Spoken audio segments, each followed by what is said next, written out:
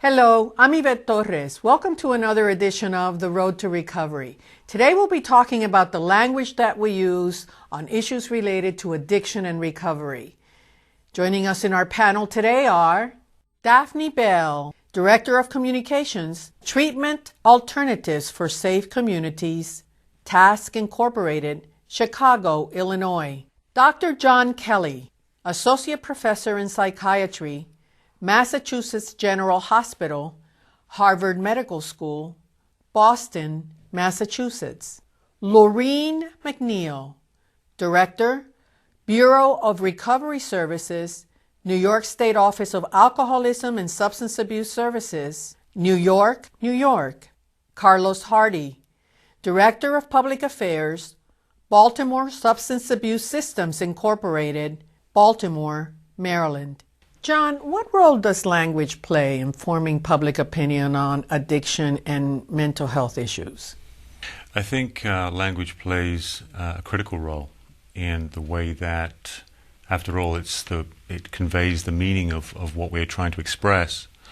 And so I think it plays a very important role, and we should think carefully about the terms that we use because of that. So why does some language impede the understanding, Laureen, of our field and the way we refer to people?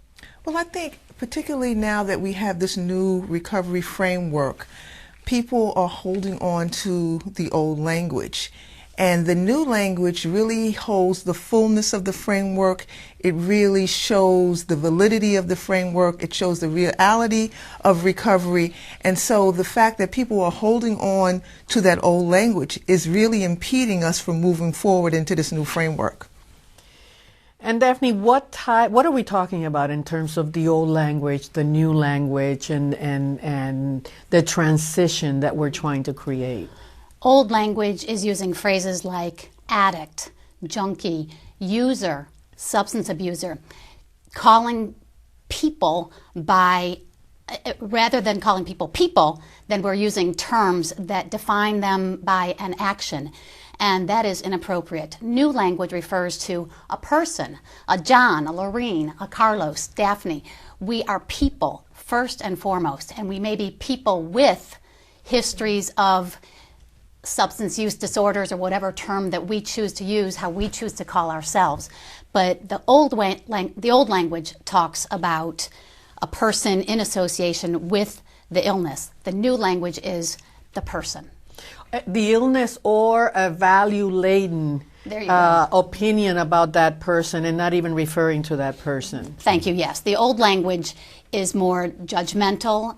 It makes moral statements and moral judgments. And the new language talks about this as a health issue. This is a health issue that we're dealing with, and the old language doesn't acknowledge that. And Carlos, did that affect you in your path to recovery? It did early on. September is really important for me because it happens to be my anniversary month in recovery. It's also Recovery Month. It is also Recovery Month. Thank you for pointing that out. But September 23rd will represent my 17th year as a person in long-term recovery. And so I go back to my first opportunity to be in the treatment and some of the labels. And what was really interesting is that folks in the program themselves were labeling themselves. So you could be in a 12-step meeting and it's recommended, particular fellowship that I attend, that you identify yourself simply as an addict. And folks thought it was real cute to identify themselves as low bottom or a rock star or some of the things. So for as much as society and the public labels us or attaches labels, early in the recovery process, folks had a tendency back in the day to label their own selves as well.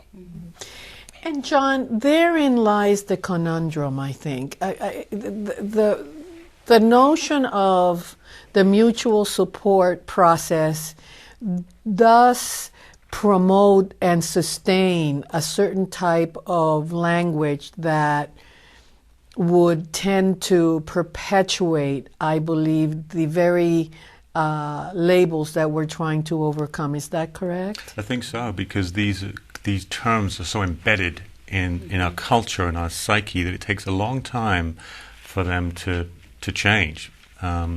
Even in spite of, as Daphne was saying, the new scientific knowledge we have of the nature of these disorders. Talk a little bit about that. Well, in terms of, we've learned a lot in the last 25 years in terms of, I think, particularly neuroscience findings that have really elucidated the mechanisms, the kind of brain damage that occurs as a function of chronic exposure to alcohol and other drugs. And this has really helped us really understand what's really going on and why people who historically have been viewed as having weak character and weak will is really a function of brain damage which impairs their ability to regulate those impulses. And that's, I think, very, very important. And I think, given that understanding, I think it's very important that we establish and convey the new terms, as people have talked about. For example, calling it a disorder if it's a disorder, a substance use disorder. And of course, when you use a term such as calling someone as having a substance use disorder as opposed to a substance abuser, the distinction there, I think, can be, when you stop and think about it, can be quite clear. One's more of a medical connotation, the other one's more of a judgmental and identifying the individual themselves as the disorder, instead of, as Daphne was saying, a person with the disorder. Mm-hmm. But it is very difficult, I think. It takes a long time to change these terms in the cultural psyche. And so this is why this is such a good idea. Well, hopefully today we can enlighten folks. That's right. and encourage them. Carlos, I think you were going to say something. I think we've done a great job of identifying and quantifying the scientific and the clinical aspects of it. I think, and so we have slogans that we back it up with, like treatment works, recovery happens, or treatment is effective. But my concern or my issue is, how does that message resonate within non-traditional groups, if you will, the community person that has a treatment program as a neighbor? What kind of message do we convey to them beyond what they see? And so I think it's real important that, and I think Bill White talks about this, that the greatest stigma reducer is when you begin to promote these relationships, the interactions between communities and people in recovery, or the interaction between treatment programs and the neighborhoods where they're located. And I think it's really, really important. And Laureen, I want to go into the treatment system itself. Are there opportunities for the treatment system, the individuals that are providing the treatment, and you're an state entity, and certainly this program is sponsored by a federal entity, are there opportunities for those entities to look at the change that needs to happen in language, and what can be done about that? I think it's very important. I do think it's an opportunity. One of the things that we're doing in New York is that we've taken the language that SAMHSA has promoted, and we have sort of tweaked it. We have a one-pager, two-sided, that we are going to be taking to every meeting with a provider, every convention, everywhere, because we do think that language is important, and there is an opportunity. We are working with the treatment system on this whole move towards the recovery framework, and language is very, very important. The whole idea that recovery is self-directed. We need to be able for people to self-talk. One of the things, when John was talking about the disease, one of the things that I remember very clearly is how the addict feels about themselves and how the language really impacts you. Being called a junkie, being called an addict, you begin to believe that. You begin to enact that behavior. So it's very, very important that while people are in treatment, and not only treatment, the other pathways, the faith institutions, we want to get this information to them, the mental health system, the child welfare system, all different systems. We want to get this language to them so that people will begin to adapt this language and begin to get it to the people that they serve. And it's very, very important. Just briefly, give us your own example. I know you're in recovery. Give us your own example of experiences that you may have had where you were able to correct someone or educate someone. I remember when I was a program manager early in my recovery, and I actually went out to a program and I was reviewing the program, and I was asking about certain things that I saw in certain records. And the director of the program said to me, after I questioned her for a while, and this was someone who was a leader in the field, she said, well, you know, they're just junkies. And that really hit me, because those people that she's talking about who were just junkies, she didn't realize that I was one of those people, you know, and I have not forgotten where I came from. And so to say that, it really shows me your whole thought, and how can you help people to recover if you have this belief about them. Mm-hmm. And when we come back, we're going to continue to chat about both inside our field and externally how to deal with the language issue. We'll be right back.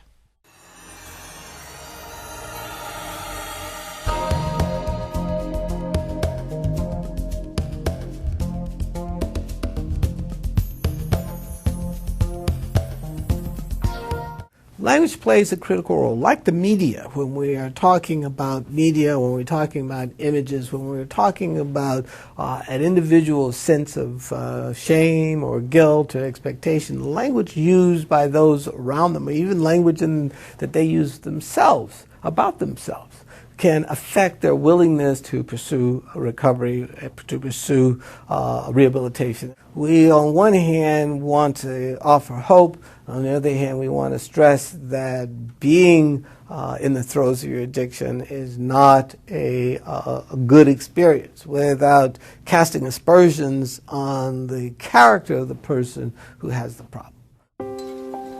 Where's Mom? Did she forget me? I wonder what happened to her. What if I get left here? Drugs and alcohol may make you forget your problems for a moment, but that's not all you forget. My mother worked hard to be in recovery, and I love her for that. For drug and alcohol treatment for you or someone you love, call 1-800-662-HELP. Brought to you by the U.S. Department of Health and Human Services. I had no idea it was going to be so hard. I didn't know what to expect. You hear the stories, but I never took any of it seriously until I found myself here.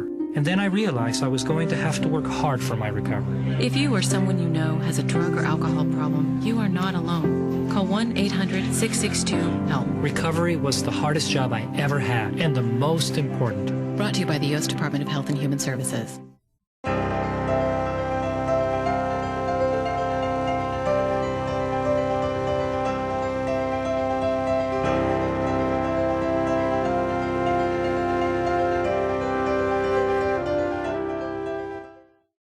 Well, my passion is really advocacy around treatment and recovery issues. I've had the wonderful career over the past 16, 17 years of being a direct service provider, being a treatment and recovery advocate, to heading up a large advocacy organization, to actually working inside right now. And my primary purpose is to make sure that the next person, that person that's still out there using now, when they do have this aha moment, that the system is ready to welcome them and to embrace them and support them as they begin their journey on recovery. What recovery has brought to me is an ability to take it to the next level and be vocal about it, not be ashamed, you know, not hide behind a wall because you're afraid that, oh, well, God, they're going to know that I'm a recovering addict. Well, I like to say that I'm in long-term recovery as opposed to an addict or an alcoholic, because there's more positive sounding. Because people still run with, well, addict, ooh, bad. Alcoholic, ooh, troublemaker. But long-term recovery has a nice twist to it. And if I can't give it back, I'll lose it. Carlos, coming back to our own field, I think Lorene mentioned some issues related to how her coworker referred. But should we be looking internally first and seeing how we ourselves feel about those that we serve? I think it's important. As a matter of fact, I believe it's critical. What's really unique in my human service career of about 16 to 17 years, I started out as a direct service provider and managing supportive housing programs where a lot of our residents were coming from treatment programs. And then I worked 5 years as a drug treatment organizer, looking at the whole NIMBY issue and what and is NIMBY is? Not in my backyard. And there's a whole host of acronyms that you can use. And then I actually was executive director for the National Council on Alcoholism and Drug Dependence for a couple of years. And all of that to say is that I focused a lot on the advocacy part of it and pushing the system, if you will. And what I began to see once I came on the inside with my current organization is there is stigma and discrimination and biases within the field, probably just if not to a larger degree than what you see outside. I think the whole issue of medication-assisted treatment is one that we just don't want to talk about. I think some of it is that the workforce is basically trained in a certain modality, methodology, or clinical approach, and don't want to veer far from that approach. But in this new day and this new age, we're focusing more on a strength-based approach, a person-centered approach, more so than identifying the person by an action. And John, should we be looking internally first, and if so, how do we approach the education of our field first? You know, because as we're sitting here, you know, we're talking about how everyone else perceives, you know, their moral value laden approach towards this field, and how do we deal internally? It's a good question. I think we have to treat it the same way as we treat individuals trying to convey the message outside of the field. It's very ironic to me that in the studies that have been done, they've been done a lot with mental health clinicians, actually, who are professionally focused in the area of addiction and mental health. Actually have been shown to hold very biased, prejudiced, stigmatizing attitudes towards people. Clever studies that have been done have shown this. So what you're talking about seems to be supported by empirical evidence, which always is kind of baffling when you think about people actually educated in the areas that they're actually, and still hold these maybe implicit, unconscious biases that can be elucidated through these studies. So I think, and as I mentioned before, it's so embedded in our psyche and culture, it's very hard to shift that, but you have to take very conscious, I think, proactive efforts to do that. You know, we were talking earlier about the fact that it's embedded even in the institutes themselves, who are trying to destigmatize the conditions that they're focused on. By their names. By their names, and also in published literature. It's not uncommon to see the term abuser, you know, be individuals referred to as an alcohol abuser or a drug abuser, substance abuser, when by the same token we're publishing materials which are advocating against using those kinds of terms. So there's obviously a disconnect. Daphne. There are many people in the field who came into this field in the 70s and in the 80s when we were using the old language. So for each of us personally, this is a process of learning and enlightenment, and we each have to recognize our own language and first become conscious of what we're saying. And this is about raising consciousness about what are the words that we're using, what do they mean, how do they further stigmatize or label or keep people in a place that is negative as opposed to language that elevates. And we each have to come to this individually, and then we do it as a field, because language does indeed shape our thinking, and our thinking shapes our behaviors and our decisions, which of course shape our lives. And so our language can actually either affect positive change or keep us in a negative place. So we as a field, and it's fantastic that SAMHSA is hosting this conversation, because it's part of just raising awareness and talking with each other about what are we saying and what word does work. But we certainly, I think, can look at some of the words and say, this is not effective anymore, and we can move beyond that. I think there's some other issues going on here, though. I think that there is a resistance to the move from the acute crisis model to the chronic care model for a lot of different reasons. And I think that language becomes one entity of that. So why are you saying that I can't use substance abuser? I've used it all the time. What's wrong with that? And I think that we have to recognize that. And then we do have to do a lot of presentations, a lot of discussions like this, and I really appreciate the fact that SAMHSA is supporting this new language. Even within, and I have to admit, even within our own agency, I mean, our team in the Consumer Affairs Office checks, many materials that are going to be put out, and sometimes even internally it's very difficult to keep everyone on a straight and narrow path of using. Daphne was involved with us at one point in creating a document that is still out in draft related to language and that people are using now. Do you remember that, Daphne? I do remember, and it was based a lot on the work of William White, who has written so much on language and the rhetoric of recovery, and what words keep us stuck and what words move us forward. For example, the issue of relapse. We talk about relapse, and in other illnesses we might talk about a recurrence, or we might talk about reinitiation. But relapse somehow focuses on this was the expected negative outcome. And so failure. Again, it goes back to the consciousness and what are we conveying and what kind of expectations are we conveying with our language. And there are a number of those examples that can be found actually on William White's website and other publications that have been done by SAMHSA and by Faces and Voices of Recovery. There are some wonderful resources to help us become more conscious of the language we use. And that connects to the fact that what we can do within the treatment system. If you're working with a person and they understand the framework, they understand the stages of change, they understand that it may be a recurrence, that's not a negative thing, that may be a part of their stages of change, of their recovery, rather than relapse and the stigma that is connected to relapse. Relapse is this horrible place that once you fall down, that sometimes you don't get up from. So that's a way that we can work with the treatment system.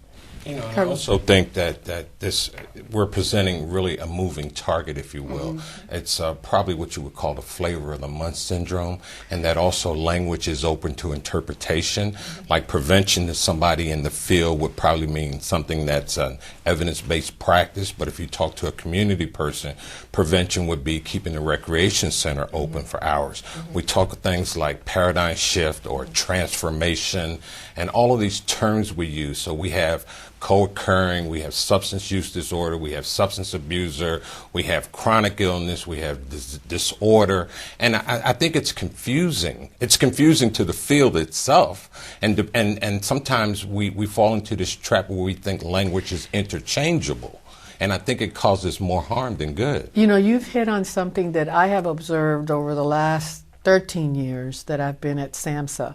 And that is that just when you get comfortable using one terminology, along comes someone else, and then they find, particularly not only in the substance use disorder field, but also in the mental illness field, right, John? I mean, it's just, as difficult as we find the subject matter in the substance use disorder field, the mental illness side also presents with, I think, some similar circumstances. For sure.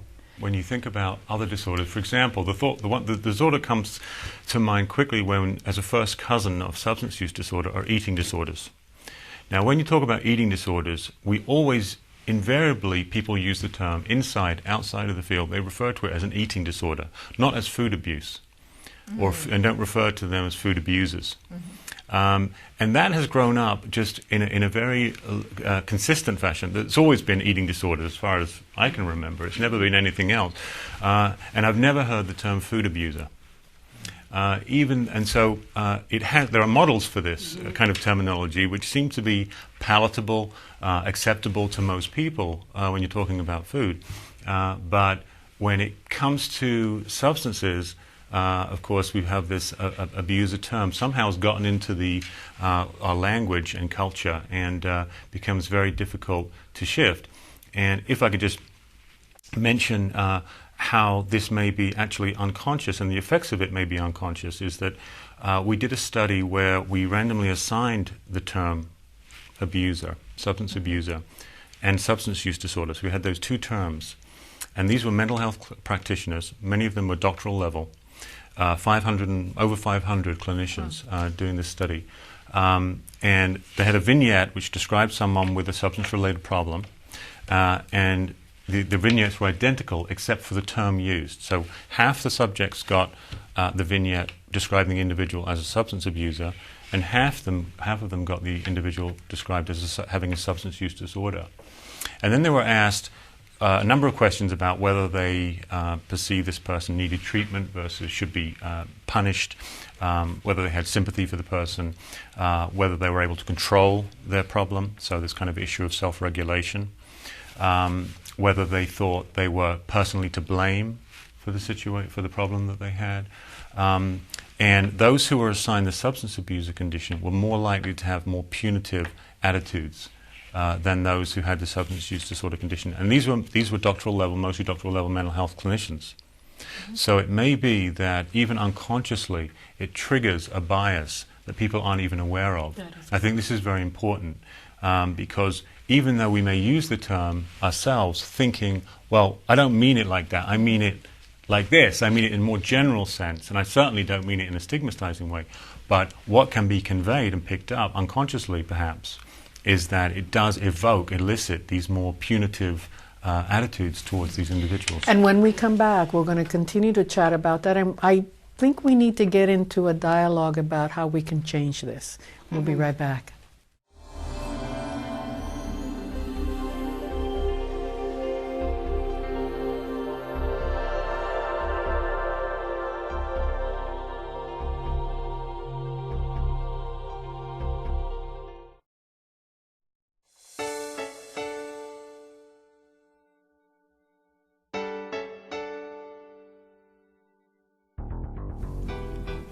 It's important to be familiar with the proper terminology surrounding addiction and recovery.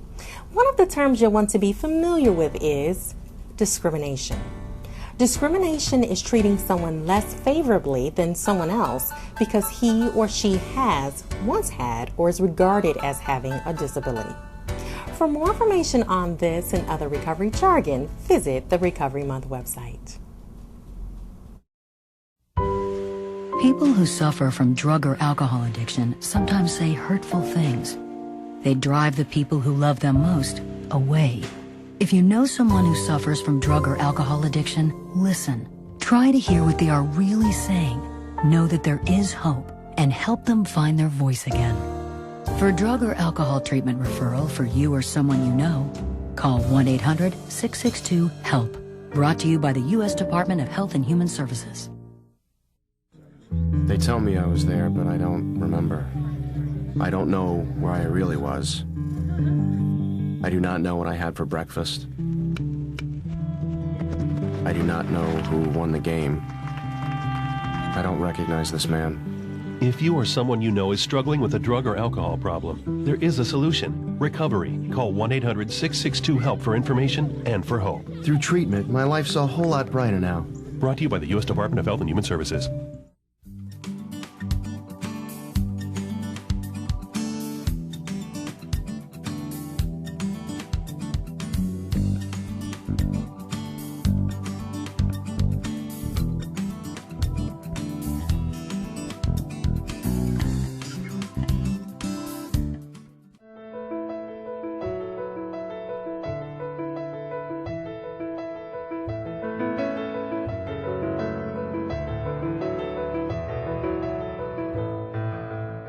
Language is such an important part of communicating with people what addiction, mental health disorders, and recovery is all about. A lot of people have stereotypes about what these disorders are all about, and they're not accurate. And so using language can really help people understand what those disorders are about, what they mean, and how people are living successfully in recovery today.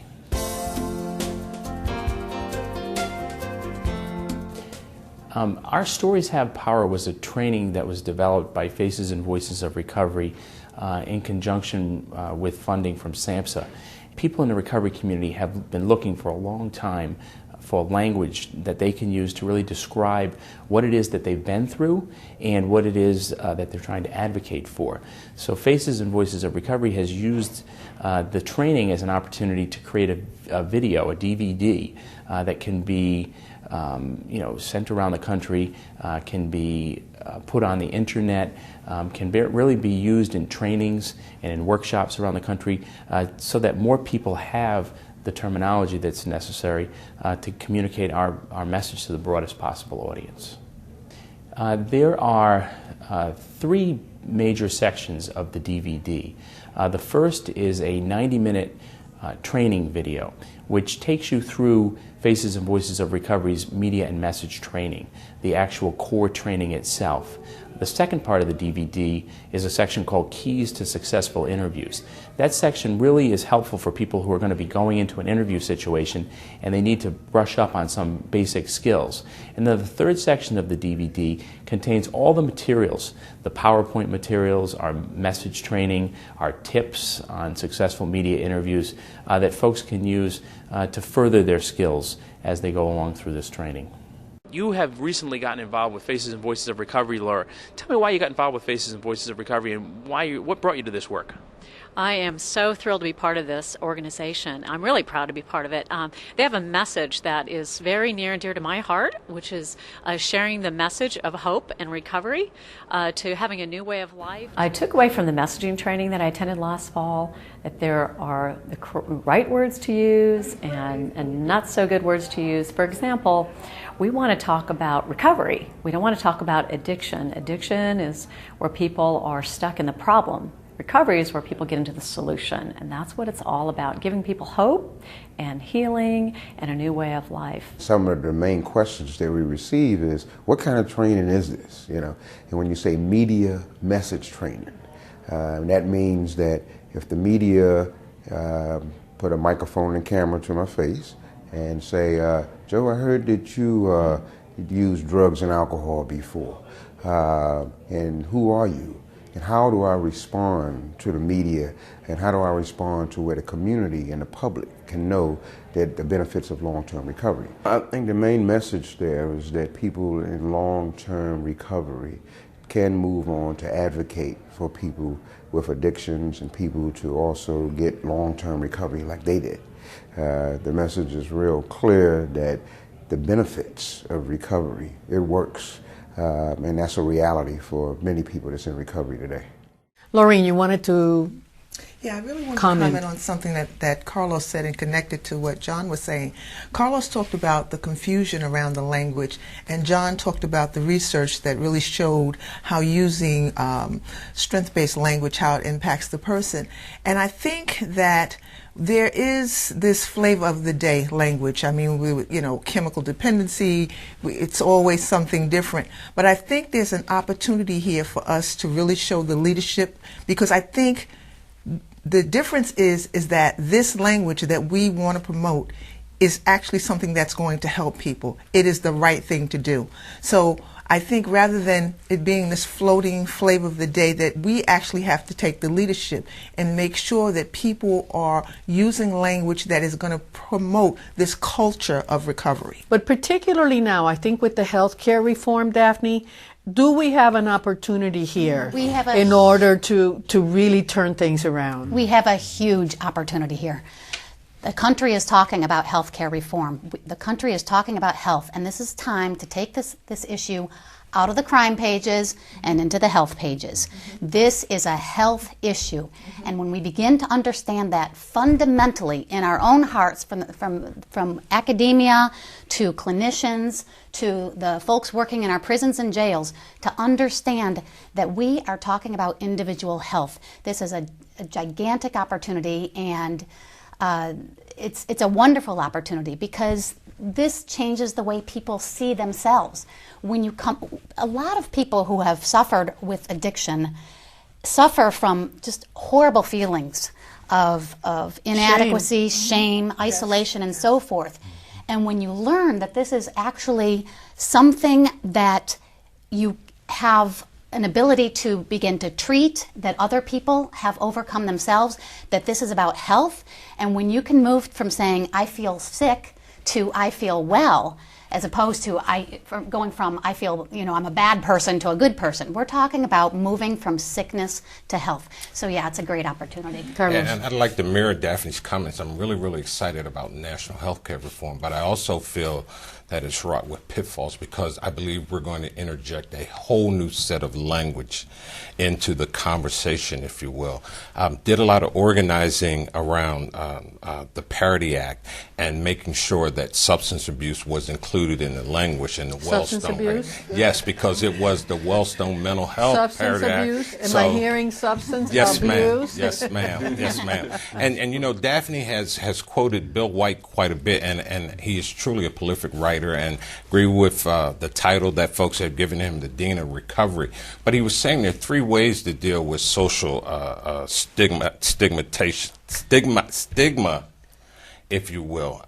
One is to protest. Stigma and discrimination are illegal, and you need to protest that and bring it to the forefront and hold the folks that are doing it accountable. But there also is an educational component he talks about, and then there's a contact component. And this is not new. I got this from a 2009 paper that he did with Arthur Evans. And so I think you had suggested it. We need a multi-pronged approach where stigma is alive and well, and where folks are comfortable with that. We need to hold them accountable. But we need to do some education as well within the field, as well as outside the field. And then I think we need to look at establishing new contacts and reaching out to non-traditional groups, if you will. The recovering community, I believe that we could do more in reaching out to them. I think that is, I tell you, I have been through National Alcohol and Drug Addiction Recovery Month and its events and the testimonials that we see from individuals in recovery. And it's almost painful to see what Daphne was saying in terms of a shame-based approach to their recovery. And it really, I think it's an area where folks in recovery are going to have to work with other folks in recovery to bring them along to a comfort level where individuals can then be free of that self-perception in order for them to change their language. Do you agree, John? Mm-hmm. I do, absolutely. I think this issue of stigma, which is directly obviously connected to the terms that we use, is very important. I was just thinking about the World Health, this is not a US phenomenon either, it's cross-national. The World Health Organization did a study in the late 90s across 14 different countries, looking at 18 of the most stigmatized conditions, including drug and alcohol addiction. So they had things like being homeless, being a criminal, being HIV positive, all these very heavily stigmatized conditions. And what they found cross-nationally, drug addiction was number one. Mm-hmm. Alcohol addiction was number 4. So 2 of the top 4 were the most stigmatized conditions cross-nationally. And stigma, and that surprised me. I mean, obviously we all know that these conditions are very stigmatized. Just how stigmatized, I didn't realize that they would come top of that list. So that was very surprising to me. So what we're dealing with is possibly and probably the most stigmatized of all social problems, if you frame it in that, put it in that framework. And I think importantly, there are 2 factors that I see moderate stigma. One is cause, and the other is controllability. Cause being it's their fault, controllability, they can't help it. So there's those 2 factors. And I think that science now has contributed to our understanding that people with a substance use disorder, they may have had the initial choice to pick up alcohol or another substance, but it's not their fault that they become addicted. And this is something that's been around for a long time, but it eludes most of us, I think, most of the time. And the other thing is controllability. Science has now, as I mentioned earlier, helped our understanding in terms of people's inability, the impaired control, which we know is an essential, perhaps the essential characteristic of addiction, is this inability to control, this impaired control over use, despite harmful consequences. And so this issue of cause and controllability and the science that's really informed that have really helped, I think, to destigmatize. And we need to get that message out, that these are health problems, that they are treatable. They are probably the most, have the best prognosis of any mental disorder on the severe end of the spectrum. Most people eventually recover from a substance use disorder. And these are the kinds of messages, because I think out there's a lot of negative thinking and nihilism regarding the prognosis for individuals with addiction. They're hopeless, there's no chance, we can't help them, and they lie all the time, and these kinds of very biased statements, which, sorry, You can say That's something. fine. I just want to say that when we come back, I want to get into the notion of how do we sustain a conversation of holding folks to be responsible in a way that doesn't stigmatize or doesn't discriminate. Because if we need to look at things differently, then we need to substitute that which we think now with something more positive, and we need to learn how to do that. We'll be right back. For more information on National Alcohol and Drug Addiction Recovery Month, events in your town, and how you can get involved, visit the Recovery Month website at recoverymonth.gov. People trapped by drug or alcohol addiction often feel like there's no hope, no way out. But for every lock, there's a key. And if you have a problem, it's good to know there are real solutions to help you get free. For drug or alcohol treatment referral for you or someone you know, call 1-800-662-HELP. Brought to you by the U.S. Department of Health and Human Services. People who suffer from drug or alcohol addiction sometimes say hurtful things. They drive the people who love them most away. If you know someone who suffers from drug or alcohol addiction, listen. Try to hear what they are really saying. Know that there is hope and help them find their voice again. For drug or alcohol treatment referral for you or someone you know, call 1-800-662-HELP. Brought to you by the U.S. Department of Health and Human Services.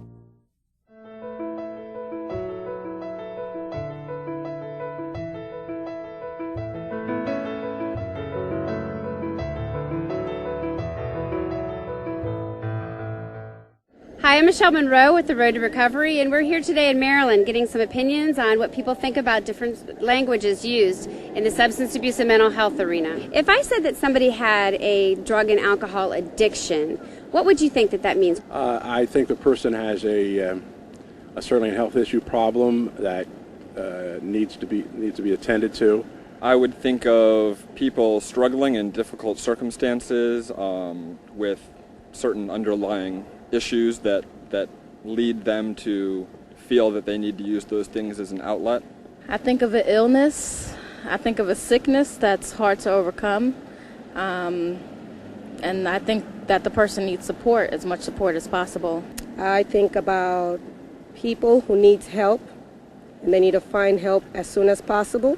So what if I said alcohol and drug problem? What do you feel about that? It's a problem that needs to be fixed. That's what I start thinking. You know, you need to fix it. You need to find a way to fix it.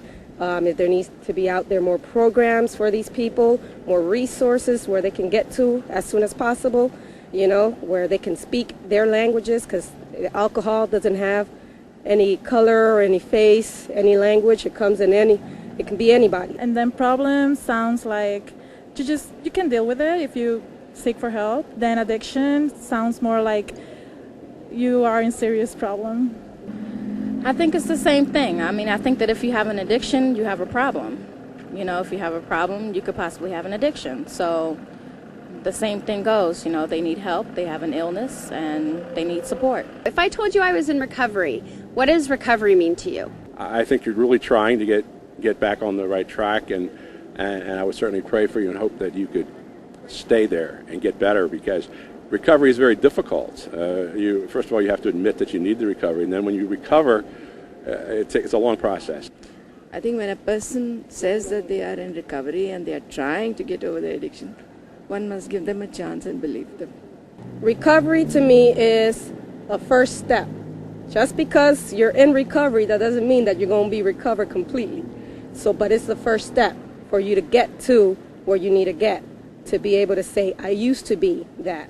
If you're telling me that you're in recovery, I'd say that you are trying to get your life together if you have a serious problem, and that you care about becoming a better person. Somebody was trying to get into recovery and needed treatment and needed help. Do you have a role in their recovery? And if you have a role, what role do you think you would need to play? I've been taught that the whole family as well as the community plays a role in your recovery. So, I think you really have to love them and help them through it, and don't prosecute them and make them think that they're doing something wrong. And and give them support. If the person is open to letting you help them, just really being there to support them, give them that emotional support that they need. I do have a role. I think people who's seeking for help, they do need support from others because obviously they cannot cope by themselves with the issues they may have.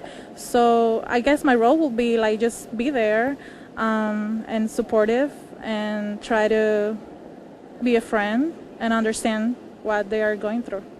I'd probably just want to speak into their life as much as possible and try to encourage them that I think realization for them is the most important, to realize that they have an addiction problem and then to go about trying to help them through recovery and being as supportive as possible in the process. Do you think that recovery is possible and that people can make a change? It will be hard. It's very hard, but it's possible. Anything's possible. Yeah, I absolutely think recovery is possible, and it's something different for each person, but it's probably a long process and will take a lot for them to be able to recover. Recovery is definitely possible.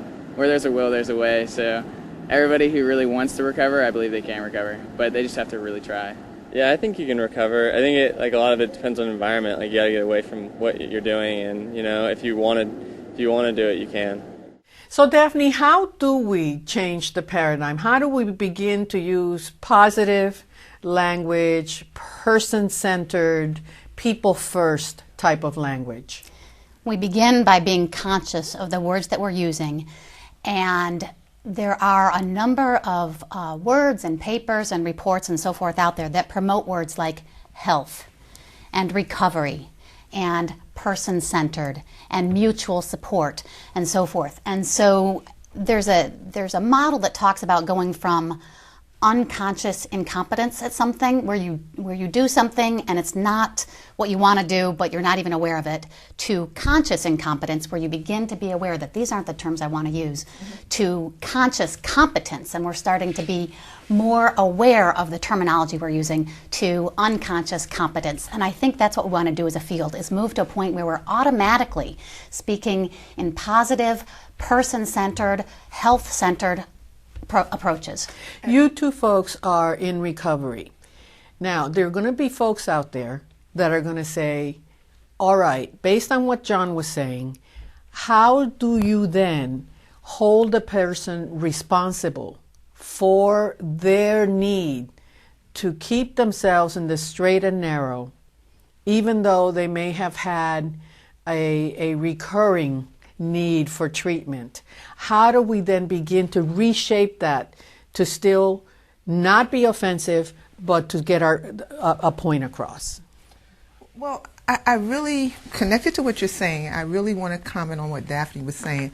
I think that we have to demand that people begin using the right language, and there's a very simple and easy and concrete way to do that. One of the things that I've noticed is that people are not adapting the new language, but they're still being supported in certain ways. Whenever someone has to write an RFP for something, they need to be using the correct language. I've seen RFPs that have been written, and I can see by the language that's being used that they're not moved to this whole framework of recovery, but they're still being awarded. So we need to help people to begin to use, and if we do that, they're going to pick it up immediately because people need, organizations need funding. Yes. Well, I believe SAMHSA has done a great job in laying the framework for, if you will, for the type of discussion that I think needs to happen. And I think it's around the recovery-oriented system of care model that's person-centered, and it's based more on a holistic approach, that it's person-driven, if you will. And I think we just need to build upon that. I think that's the way we begin to have the kind of conversations where all of a sudden, instead of 200,000 recovery advocates, you're making greater headroads into the 20 million people in recovery that Ms. Hyde talks about. So instead of reaching less than 3 million and providing services, we make inroads into the 22.5 million that still need that. Our message isn't resonating with multiple groups. And so as a field, I think we want to look at our message. And I think to have that universal language is going to mean that we can't view non-traditional groups as still target populations, if you will, from a deficit perspective, but then we begin to view them as key informants, that they have valuable information that can add to this discussion.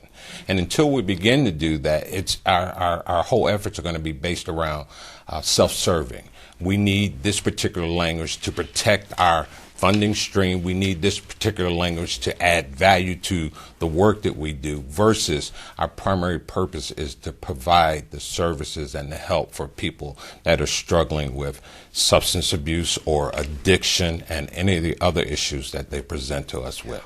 Or we need a language whereby I can recognize where I need to do additional work, and it's not going to be belittling me or diminishing my worth, but that I can pick up the pieces and move forward again in that path to recovery. Because I think one of the things that we learned early on with the recovery-oriented system of care notion was that, particularly Thomas Kirk's model in Connecticut, is that the person is considered to be in recovery the second they have that aha moment, that they realize that they need treatment for their illness, and from then on, they still consider themselves in recovery. Would that work? I mean, in other sectors? I think that that's very, very important. And one of the things that I want to say is that in terms of the development of the recovery-oriented system of care, the focus on language has not been something that I've seen. And I think that everything we do, if we're doing a conference, whatever we do, there needs to be a component in there on language. We really need to push this, because it's something that we can do that doesn't cost a lot of money, but it's key. It's key in how we define and how we build our systems. Well, I believe very strongly that the work that CSAT has done, and Kathy Nugent within one of our branches with the Addiction Technology Transfer Centers is beginning to do that quite a bit. I think that it is a very conscious effort at, we're struggling internally and working at it. And so, the process it's almost like eating an elephant. How do you begin to eat an elephant? It's got to be one bite at a time. So we are beginning to make inroads into that area, particularly with the materials from that are being developed within the ATTC. Certainly the Planning Partners for Recovery Month, right, Daphne? Yes, indeed. That's been such a valuable group to move the conversation forward throughout the year, not just in September during Recovery Month, but throughout the year, to keep this issue elevated. So the question is what type of system is somebody coming into? I think it's a system that needs to be all-encompassing, that can provide services wherever, whichever doorway the person chooses. And I'm just really grateful to the initiatives that SAMHSA and the federal government have supported around the Access to Recovery program, the Recovery Community Support programs that fostered this peer-to-peer interaction where there are non-traditional approaches. But that creating that peer-to-peer interaction, I think, is just so critical. Now, it's not a slight on the academics or the clinical or the treatment professional, but there's that empathy factor between one person that has experienced this helping another person. And I think we need to promote more of that. So I'm a big believer that money isn't the answer to everything, but I believe that SAMHSA hit on something when they were funding those type of programs. And in doing so, those individuals that are helping each other, maybe they can help each other on the language front as well. As how do they view themselves and how to... I want to go back to John. John, talk to me about some of the articles where people can access more information. If I wanted to learn more about this, you mentioned that you had authored some articles that may be helpful. Well, yeah, the question is which terms, if we're not going to use certain terms, what terms should we recommend and advocate for? And I know Daphne has written a lot about this, and also Bill White. I published a paper in 2004 in the Alcoholism Treatment Quarterly, which actually talks a lot about the issue of terminology and how it may affect, how it's imprecise.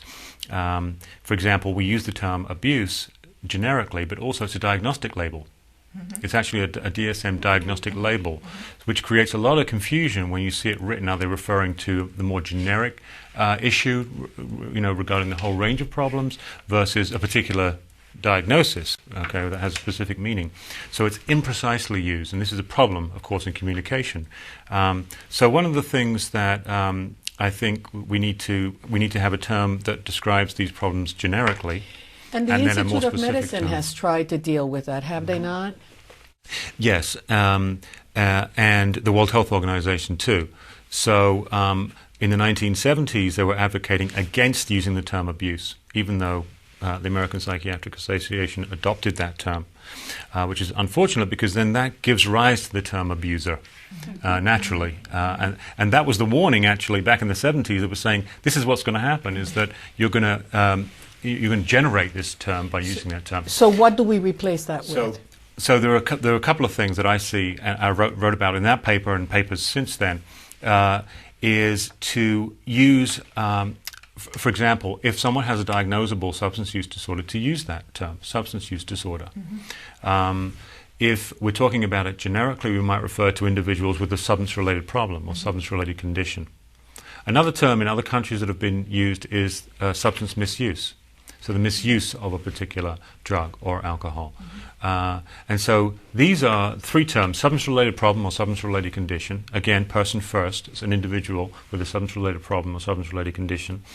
Substance misuse as opposed to abuse, then that doesn't give rise to that negative connotation regarding abuser.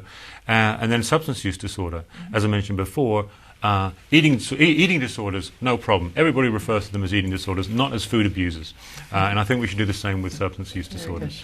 Well, I've certainly enjoyed dealing with this subject matter today. And I want to remind folks that National Alcohol and Drug Addiction Recovery Month does work to reduce the discrimination associated with individuals in recovery and those that need to go into treatment. Is celebrated every September.